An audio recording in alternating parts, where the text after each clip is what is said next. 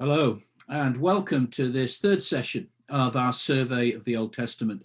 The first two sessions focused on the significance of the Old Testament and are intended to emphasize its continued relevance for Christian believers and for the church today. And I also suggested ways of interpreting the Old Testament that allow it still to speak and to have authority in the 21st century, particularly by looking at theological patterns and principles.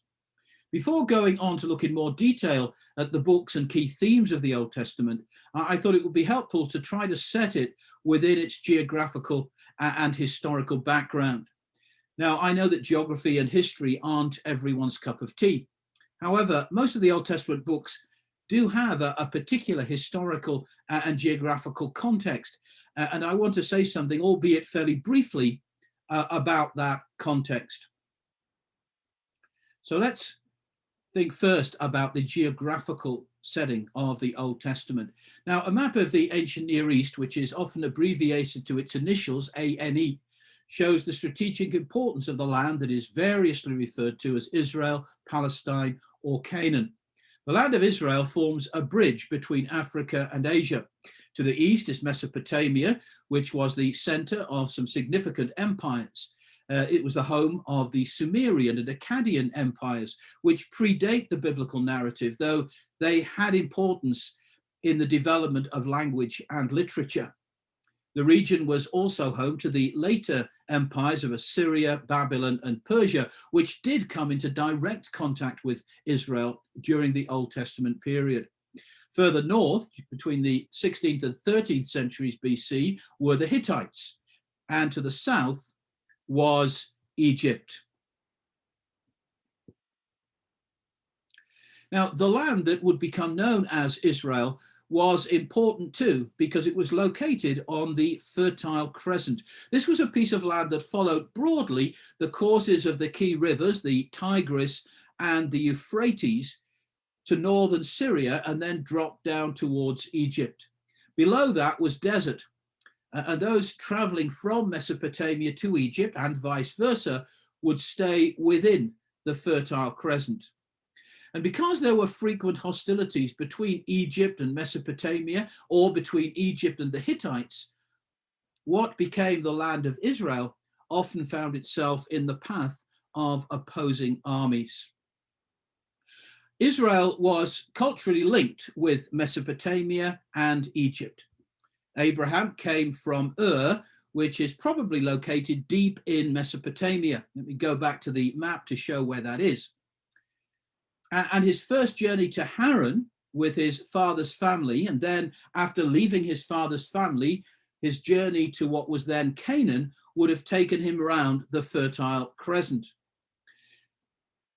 And Abraham's descendants also spent time in Egypt, first as guests in the days of Joseph, and later as slaves. And when Joshua spoke to the people after they had settled in Canaan, he challenged them to begin a new life and to let go of those earlier influences. Now fear the Lord and serve him with all faithfulness.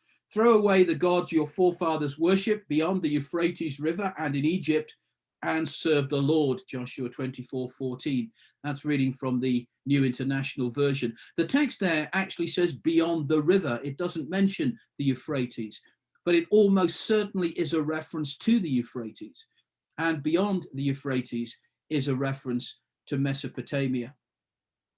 Now, Egypt's power was significant, although the nation went through periods of weakness when they were less able to influence events directly. That didn't, though, always stop them trying to stir things up in the region. The greater threat was from Mesopotamia.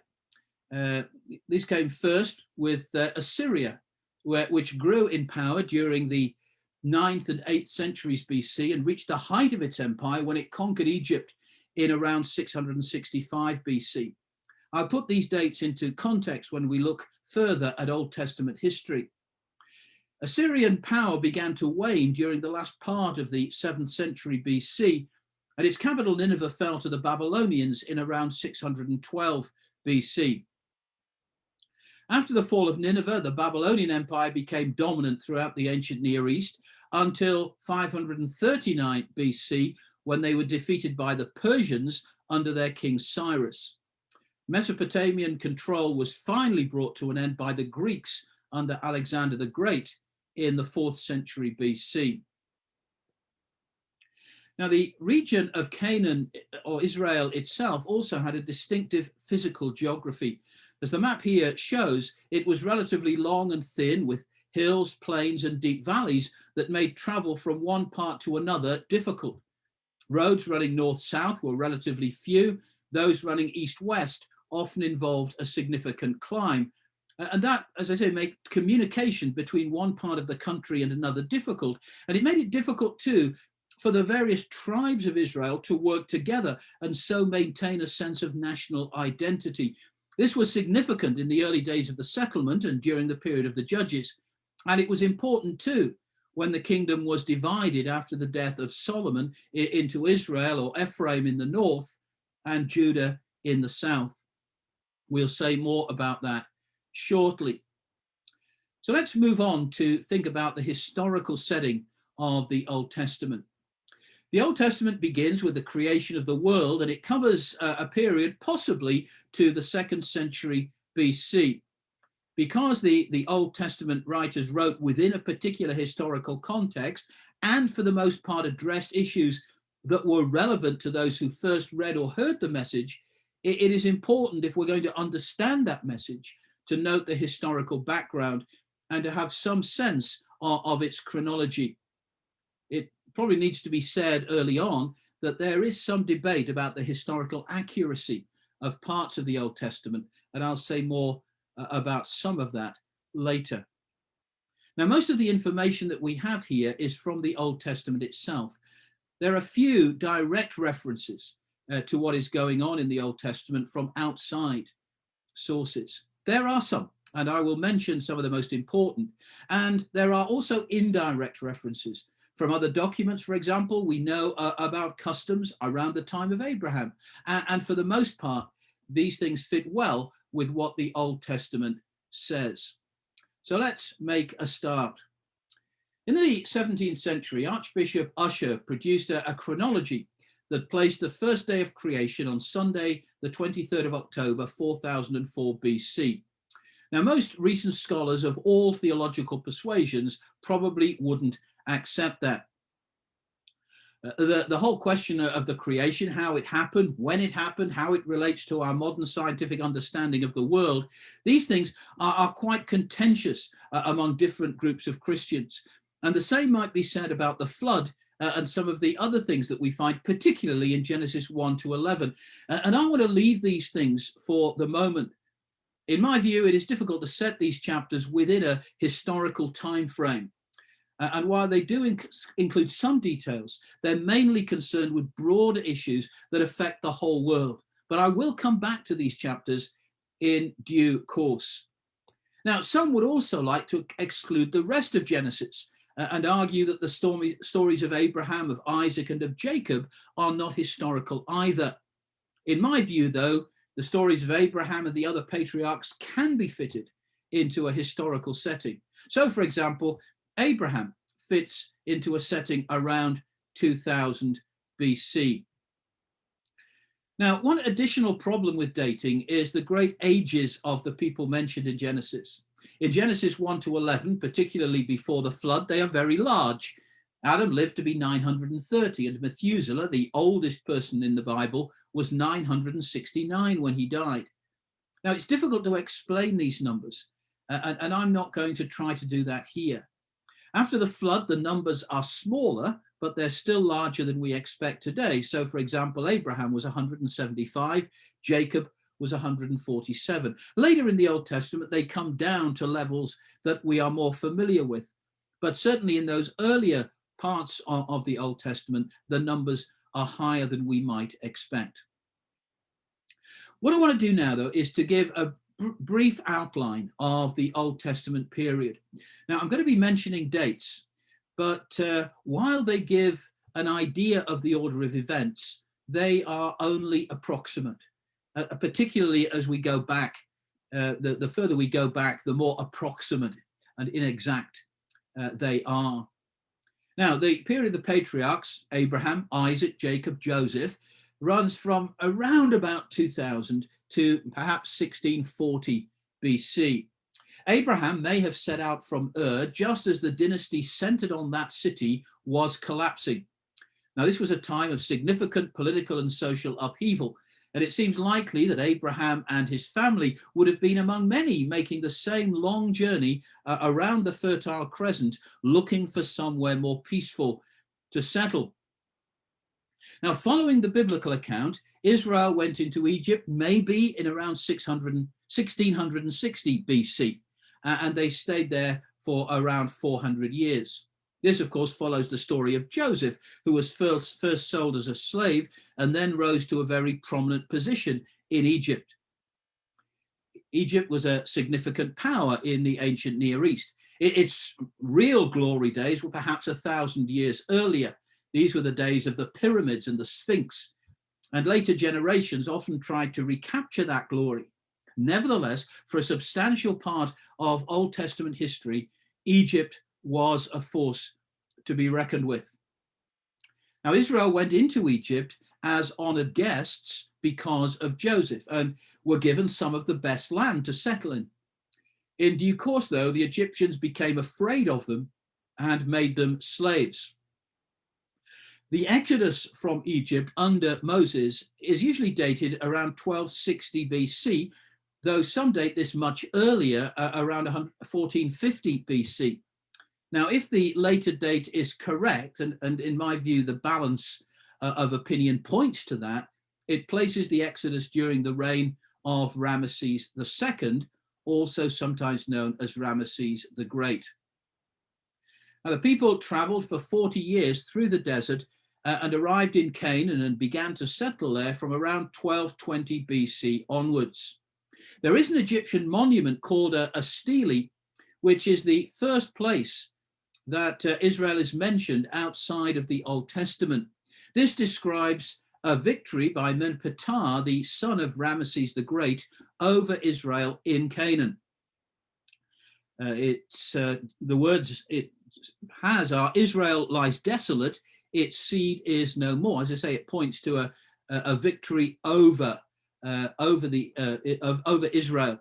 Now, this stele dates from 1220 BC, and it suggests that Israel was in the land by then, but probably not established as a nation. Now, from 1220 BC to around 1050 BC, we have the conquest of the land under Joshua, which was followed by the fairly turbulent period of the Judges. The Israelites settled in tribal groups. The groups descended from Jacob's sons. They were part of one nation, but they were also distinct. Now, some of the divisions between those various tribes are already there during the time of the Judges, but they became even more significant later in Israel's history. Now, if we add up the lengths of rule of the various judges, they come to a lot more than the 170 years that I've suggested. However, the judges were probably local figures ruling over one or a few tribes rather than the whole nation. Therefore, their dates may well overlap. One feature here is the geography of the land. Because of the mountains and valleys, it was difficult for more than a few tribes to come together and to work together. And an attack on one tribe might not always affect other tribes. Another issue with dating are the frequent references to 40 years. And that may be a figurative number, possibly representing a generation. Now, the last of the judges was Samuel, although he seems to have led the whole nation. During the time of Samuel, the people asked for a king. Israel's first king, Saul, was installed in around 1050 BC. He was the first of three kings who reigned over the whole nation of Israel. Saul was rejected because of his disobedience and was succeeded by David. David established a significant empire and was widely held as Israel's greatest king. He captured Jerusalem and he made it his capital. And there are a few references to David outside the Old Testament. One is the Tel Dan Stele, which it dates from around 841 BC. This appears to mention the house of David. After the death of Solomon, 1 Kings 14:25 to 26 describes an invasion of Jerusalem by the Egyptian pharaoh Shishak, who is also referred to as Shoshenq. The pharaoh's own list of places that he conquered includes the Heights of David, which is probably a reference to Jerusalem. And then finally, the Moabite stone dates to a time when the Moabite king rebelled against Israel. It refers to Omri, king of Israel, and also to the house of David. Now, David was followed by Solomon, who consolidated David's empire, built the temple in Jerusalem, and made the nation very wealthy. You'll see again those periods of 40 years, which may not be exact, and that's why giving precise dates continues to be fairly difficult. Now, I've said that there were divisions among the tribes of Israel. In particular, there was bad feeling among the northern tribes towards Judah in the south, which was the tribe of David and Solomon. And after Solomon's death in 930 BC, those differences really began to show. Solomon's actions in favoring the south had sowed more seeds of division. And when the northern tribes complained, the attitude of Solomon's son Rehoboam made things worse. As a result, the northern tribes rebelled under Jeroboam, who became king of what was then called Israel, or sometimes Ephraim, because Ephraim was the largest and most influential tribe in the north. Jeroboam set up his capital in Samaria. In the meantime, Judah remained loyal to David's family and was ruled by Rehoboam. Now, I'm going to jump a bit now and pick out just the main events. From the 9th century onwards, we see the growing strength of Assyria. And Assyria made occasional sorties into Syria and Israel. A number of Assyrian victories are celebrated on the Black Obelisk, which is dated around 841 BC.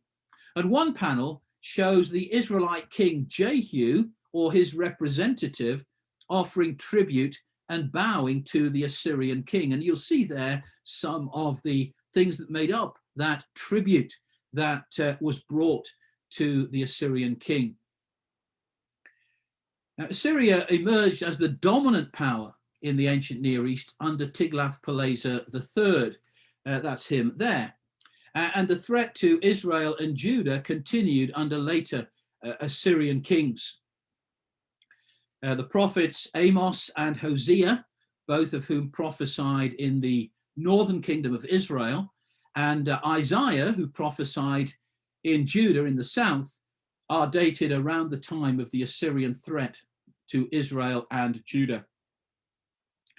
Now, in 732 BC, Israel and Syria attacked Judah in what was known as the Syro-Ephraimite War. Now, they'd been fighting between north and south for many years. These latest hostilities may have been about land, but according to Isaiah 7, they were also to try to force Judah to join their coalition against Assyria. Judah's king Ahaz panicked and he turned to Assyria for help, very much against Isaiah's advice.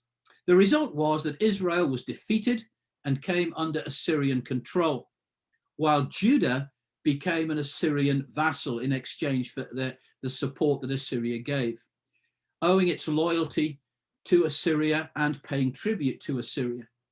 It seems likely that it also included accepting Assyrian gods, which was one of the reasons that Isaiah would have been so opposed to it. In around 722, 721 BC, Israel rebelled against Assyria and was invaded. Samaria was destroyed and the people were taken into exile in Assyria. This marked the effective end of the northern kingdom.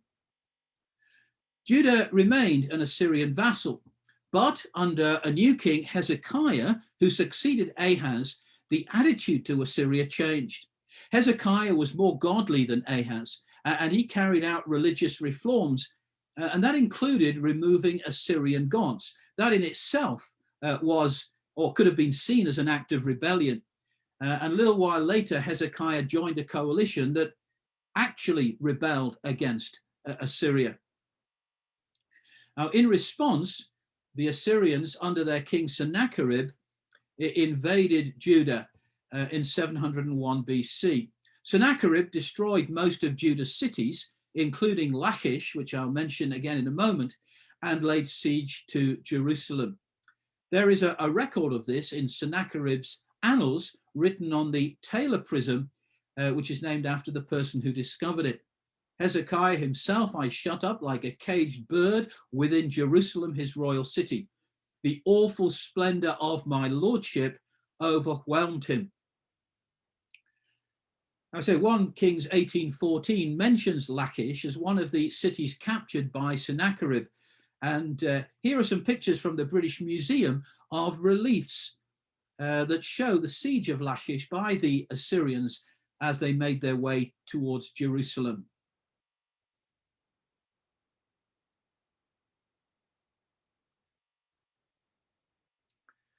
According to the biblical record, the city of Jerusalem was miraculously delivered. We're also told that Hezekiah offered a large amount of tribute to Sennacherib to buy him off. And some see that as the reason the Assyrians left. And it was later writers who invented the story of a miraculous deliverance. Now, I don't agree with that. It seems much more likely that Hezekiah's bribe wasn't enough, and the Assyrians continued their attack on Jerusalem. However, following Sennacherib's pride and Hezekiah's faith and penitence, the way was opened for God to deliver the city in a miraculous way. Judah, though, remained under Assyrian control, and the Assyrian Empire remained dominant for several centuries. However, in 612 BC, its capital, Nineveh, fell. This marked the end of Assyrian dominance and the rise of the Babylonian Empire. Now, by this time, the Egyptians were growing in power, and as they saw the Assyrian Empire crumbling, they went to help. A weak Assyria, in their view, was better than a strong Babylon. Josiah, the then king of Judah and one of Judah's best kings, tried to stop the Egyptians, but he was killed in the Battle of Megiddo in 609 BC. And at that point, Judah came under Egyptian control, and the Egyptians made Jehoiakim king. And this marks the beginning of a series of events that led to the eventual defeat and fall of Judah. The prophets Zephaniah and Jeremiah both prophesied during Josiah's reign. Now, a few years later, in 605 BC, the Babylonians defeated the Egyptians at Carchemish, and Judah came now under the control of Babylon. Now, according to the book of Daniel, some people from Judah, including Daniel and his friends, were taken into exile in Babylon at this time. In 601 BC, when they thought Babylon might be weakening, Judah rebelled. Now, because of the large distances involved, things didn't happen quickly. However, in 597 BC, the Babylonians did respond. Under Nebuchadnezzar, they besieged and captured Jerusalem, and they took some of the people into exile in Babylon, including the prophet Ezekiel. During that siege, Jehoiakim was killed and replaced by Jehoiakim. I know it's difficult to separate out these names, they sound very similar. But Jehoiakim replaced Jehoiakim. After the defeat, Jehoiakim was taken into exile and replaced with his uncle Zedekiah. Now, 10 years later, in 587 BC, following a further rebellion, Nebuchadnezzar destroyed Jerusalem and the temple and took more people into exile. This date is usually taken as the beginning of the Babylonian exile. Much of Jeremiah's and Ezekiel's prophecies are set around the time of the fall of Jerusalem and the exile. Isaiah 40 to 55 is set during the exile and offers hope to the people of a glorious return to the city. Now, the next key date is 539 BC. This saw the fall of Babylon to the Medes and Persians under their king Cyrus. The next year, Cyrus issued a decree that all exiled people could go home. This edict is preserved on the Cyrus cylinder, and this allowed the first Jews to go back to Jerusalem. Judah continued under Persian rule from 539 to around 331 BC. The books of Ezra and Nehemiah, together with the prophecies of Isaiah 56 to 66, Haggai, part of Zechariah, and of Malachi, are set during this period. And they highlight the challenges of returning to a city that had been destroyed and was still very much in ruins, and the disappointment that many felt after seeing the state of the temple and the city. They were looking forward, as I've mentioned, to a glorious return, but it turned out to be far from that. Now, one of the main tasks of those who returned to Jerusalem was to rebuild the temple. Now, opposition from those around led to the work being stopped. It resumed some years later under the encouragement of the prophets Haggai and Zechariah. Ezra, who was a scribe, was a religious leader, and Nehemiah, who became governor of the region and so had political power, were both involved in encouraging the people in their new life and in making sure they followed God's laws. Nehemiah also organized the rebuilding of the city's walls. The next significant empire on the scene was the Greek Empire under Alexander the Great. Alexander had successful campaigns against the Persians from around 334 BC, and Judea, as it was now called, came under Greek rule from 331 to 163 BC. After Alexander's death, his empire was divided among four of his generals. Two had control over Judea at various points. The Ptolemies, who were based in Egypt, had control over Judea until around about 198 BC. And then the Seleucids, based in Syria, up to 163 BC. The Seleucid dynasty included a ruler called Antiochus Epiphanes, who persecuted the Jews. And this persecution is often taken as the historical background to Daniel's visions.